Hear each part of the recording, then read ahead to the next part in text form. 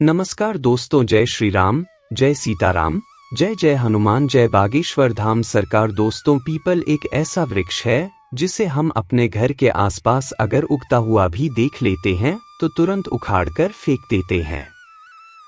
तो क्या आपने भी कभी ऐसा किया है? क्या आपने कभी भी पीपल के रक्षा के महत्व के बारे में सुना है?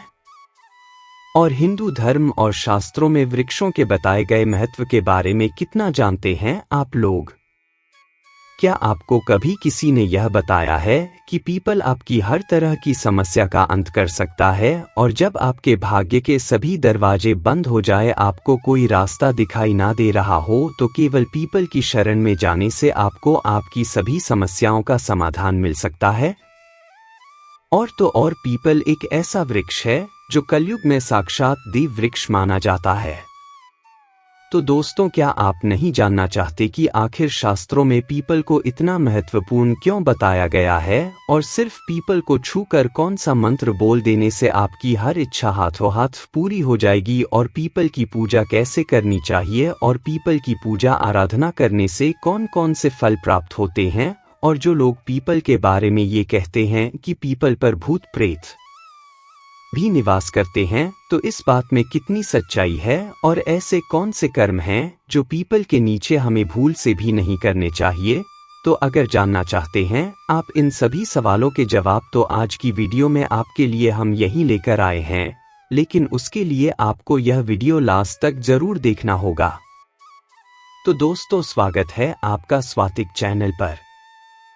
लेकिन आगे बढ़ने से पहले वीडियो को लाइक और चैनल को सब्सक्राइब जरूर कर लें, जिससे कि श्री बागेश्वर बालाजी की कृपा आप पर सदैव बनी रहे। दोस्तों, पीपल को कलयुग में साक्षात देव वृक्ष कहा गया है।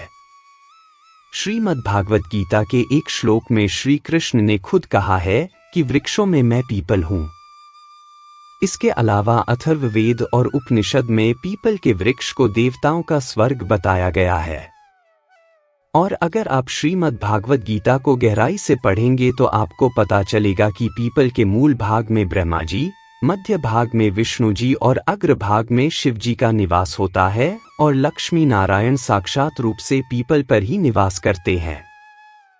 केवल भागवत गीता ही क्यों, स्कंद पुराण में भी स्वयं नारायण कहते हैं कि पीपल की जड़ में विष्णु जी, तने में कृष्ण जी, शाखाओं में नारायण, पत्तों में श्री हरि और फलों में सभी देवी देवताओं का निवास होता है।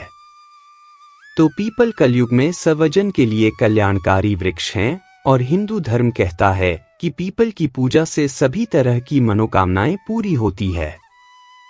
तो आपको यह भी बता दें कि जो विद्वान यह समझते हैं कि पीपल के नीचे भूत प्रेत और पिशाचों का निवास होता है, उन्हें यह जानना चाहिए कि केवल हफ्ते में रविवार का दिन ऐसा होता है जिसमें पीपल के भीतर दरिद्रता निवास करती है। तो शास्त्रों में भी रविवार के दिन पीपल की पूजा को वर्जित बताया गया है।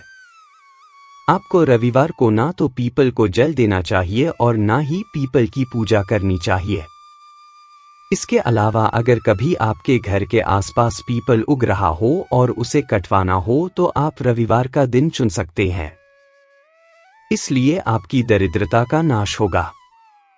दोस्तों, धर्म कहता है कि एक व्यक्ति को अपने जीवन में कम से कम एक पीपल का पेड़ जरूर लगाना चाहिए, लेकिन इस बात का खास ख्याल रखिए कि पीपल हमेशा घर से दूर लगाया जाए, और घर पर भूल से भी पीपल की छाया भी नहीं पड़नी चाहिए। अब अगर वैज्ञानिक दृष्टिकोण से पीपल के फायदे देखे जाए, तो दुनिया भर के सभी वृक्षों में केवल पीपल का वृक्ष एकमात्र ऐसा वृक्ष है जो 24 घंटे ऑक्सीजन छोड़ता है। इसके अलावा पीपल के पेड़ में कई तरह की औषधियों भी पाई जाती है, जो कई असाध्य बीमारियों को ठीक करने के काम आती है। उसको अगर हम शास्त्र को गहराई से पढ़ेंगे तो हमें पता चलेगा कि पीपल के पत्ते पत्ते में भगवान वास करती है। अगर रविवार के अलावा किसी भी दिन आपने पीपल के पेड़ को कटवाने का सोचा भी, तो इसलिए आपके घर के पितरों को दुख भोगने पड़ते हैं, और तो और आपके वंश वृद्धि में भी रुकावट आती है। लेकिन अगर आप किसी विशेष उपाय के लिए पीपल को कटवाना चाहते हैं, तो आपको इसकी नियम अनुसार पूजा करनी चाहिए और उसके बाद पीपल की लकड़ी को कटवाना चाहिए। चलिए आपको ये भी बता देते हैं कि पीपल की पूजा कब और कैसे करनी चाहिए और उसका क्या फल होता है। तो दोस्तों, जैसा कि हम पहले बता चुके हैं कि आप रविवार का दिन छोड़कर हफ्ते के सभी दिन पीपल की पूजा और आराधना कर सकते हैं। और अगर आप अमावस्या शनिवार के दिन पीपल के पेड़ के नीचे हनुमान जी की पूजा करते हैं और हनुमान चालीसा का पाठ करते हैं तो आपके घर की सारी परेशानी दूर होती है, क्योंकि अमावस्या पर पीपल में भगवान श्री हरि माता लक्ष्मी के साथ निवास करते हैं। तो अगर आप अमावस्या पर पीपल के वृक्ष के नीचे ओम नमो भगवते वासुदेवाय नमः के मंत्र का जाप करते हैं तो इससे आपको माता लक्ष्मी की स्थायी कृपा प्राप्त होती है। इसके अलावा पद्म पुराण कहता है कि पीपल को केवल प्रणाम और उसकी परिक्रमा करने से ही व्यक्ति की आयु बढ़ती है।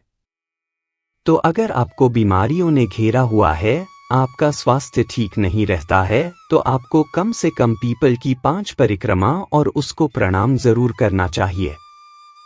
इससे आपके हजारों पापों का नाश होता ही है, साथ ही आपकी आयु भी बढ़ती है। और यदि हफ्ते में हर रोज रविवार को छोड़कर पीपल को जल और गाय का कच्चा दूध भी अर्पित करते हैं तो आपकी कुंडली के दोष शांत होते हैं और आपके दुर्भाग्य का भी नाश होता है। ऐसे तो पीपल में सभी देवी देवताओं का वास माना जाता है, लेकिन शास्त्र कहते हैं कि पीपल में पितरों का निवास भी माना जाता है। अगर आप अपने जीवन में तीर्थ नहीं जा सकते हैं तो आप केवल पीपल की 11 परिक्रमा कर लीजिए, आपको सभी तीर्थों का फल प्राप्त होगा। इसी के साथ दोस्तों, जो लोग शनि की वक्र दृष्टि से परेशान होते हैं, ब्रह्म पुराण के 118वें श्लोक में कहा गया है कि शनिवार के दिन पीपल के वृक्ष के नीचे कच्चा दूध और जल चढ़ाकर सरसों के तेल का दिया जलाने से शनि की वक्र दृष्टि शांत होती है। और अगर आप इसी के साथ नमः शिवाय की एक माला का जाप करते हैं तो शनिदेव आपको आपके अच्छे कर्मों का फल देते हैं और आपकी ढैया और 7.5 शांत होती है। दोस्तों, अगर आप शाम को पीपल के नीचे दीपक जलाते हैं तो आपकी कितनी भी बड़ी परेशानी हो, आपके घर में नकारात्मक ऊर्जा रहती हो, कोर्ट कचहरी के चक्कर हो, सब दूर हो जाते हैं और आपके कई तरह के शारीरिक कष्ट भी दूर हो जाते हैं। दोस्तों, हिंदू धर्म में पीपल को वृक्षों का राजा और व्यक्ति का सबसे बड़ा मित्र भी कहते हैं। अगर आप परेशानियों से घिरे हैं और आपको कोई रास्ता भी नहीं दिखाई दे रहा है, आप जीवन में निराशा का अनुभव कर रहे हैं, तो आपको ज्यादा कुछ नहीं करना है, आप बस पीपल की शरण में चले जाइए। अगर आप सच्चे मन से पीपल से हाथ जोड़कर उसे छूकर मन ही मन प्रार्थना करेंगे और ओम नमः शिवाय और ओम नमो भगवते वासुदेवाय नमः मंत्र का जाप करेंगे तो यकीनन कुछ ही समय में आपकी सभी परेशानियों से आपको छुटकारा मिल जाएगा और ईश्वर की साक्षात कृपा आपको प्राप्त होगी। वही अगर आप बीमार हैं, आपके परिवार में कोई ऐसा रोगी है जिसका रोग ठीक नहीं हो रहा है, तो आपको उसके तकिए के नीचे पीपल की जड़ को रख देना है। इससे असाध्य बीमारियां भी ठीक हो जाएंगी।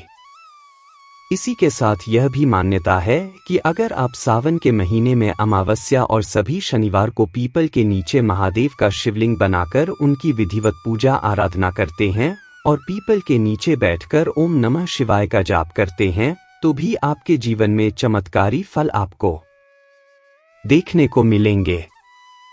अगर आप अपने जीवन में चमत्कारी लाभ देखना चाहते हैं तो पीपल के नीचे बैठकर पीपल के 11 पत्तों को लीजिए, इन पर लाल चंदन से जय श्री राम लिखें और इन पत्तों की एक माला बनाकर आप हनुमान जी की मूर्ति को पहना दीजिए। ऐसा करने से आपके सारे संकट और दोषों का नाश होगा। दोस्तों, स्कंद पुराण कहता है कि प्रत्येक महीने की हर पूर्णिमा पर सुबह 10 बजे माता लक्ष्मी खुद पीपल की 10 बजे कच्चे दूध और जल से पीपल का अभिषेक कीजिए और फल फूल चढ़ाकर माता लक्ष्मी के किसी भी एक मंत्र की एक माला का जाप करके दीपक जलाए। ऐसा करने से आपको कभी भी धन की हानि नहीं होगी। इसी के साथ अगर आपका व्यापार नहीं चल रहा है, मंदी का दौर चल रहा है। हर शनिवार को एक पीपल का पत्ता आपको तोड़ रहे, इस पर चंदन से आपको एक स्वस्तिक बनाकर अपने दुकान पर रखना है। आप केवल 7 शनिवार को ऐसा कीजिए और इन्हें पीपल के वृक्ष की जड़ में दबा दें। ऐसा करने से आपके व्यापार में बरकत होगी और आपको धन का लाभ होना शुरू हो जाएगा। तो दोस्तों, अगर आपको गुरुजी की ये सारी बातें अच्छी लगी हो तो वीडियो को लाइक कीजिए और कमेंट बॉक्स में जय श्री राम, जय बागेश्वर धाम सरकार, जय हनुमान, जय जय राम जरूरी लिखेंगे। तो मिलते हैं अगली वीडियो में। धन्यवाद।